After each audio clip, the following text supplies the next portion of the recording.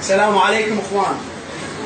بالنسبه لهاي المظاهرات اللي راح تجي الجمعه الجايه، لك حيدر العبادي قسما بذات الله اذا اكو واحد نشال وسخيف هو انت، واذا اكو واحد متآمر وحق هذا الامام الحسين باوع له سلام الله عليه، اذا اكو واحد متآمر على البلد هذا هو انت والحبربشيه مالتكم، وكلكم ما بيكم شريف، والله كلكم ما بيكم شريف. البارحه شفت مقطع مال فيديو واحد بالبلد كالناس مال بلديه اجلكم الله، بس قندرته تسواكم وتسوى بغاتكم وتسوى شواربكم، شكو واحد بالدوله خائن وقذر عدل قذر من اهل البصره مبطيه ويكنس بالشوارع بدون يوميه وبدون اجور. يا سرسريه دينا تنافسكم على فلوس العامل مال البلديه، يا غيره ما عندكم يا نواقيص.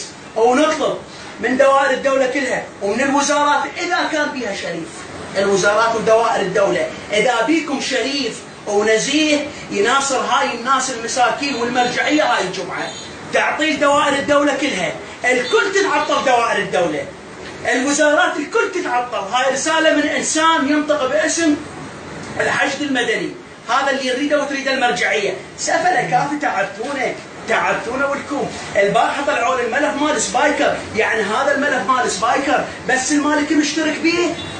هاي لك بابا دول حاكم الزاملي على مستوى دول ابن التواني السولف، يعني تركيا ما لها شغله؟ تركيا ما مشتركه بهذا الملف؟ اربيل برزان مسعود البرزان الكلب ابن الكلب اللي كان يترس البريق مال التواليت الصدام حسين، هسه سويتوا نزيه ولكم مره ما عندكم غيره وما عندكم شرف، بس باعوا دماء الابرياء ما تروح، وجايينكم هاي الجمعه ولازم يصير لها حل.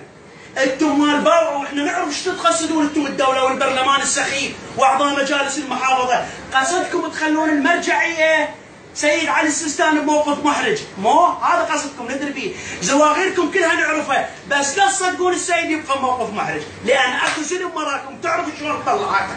يا سفله يا نواقص يا خونه يا كل غيره ما عندكم. سلام. والنعم.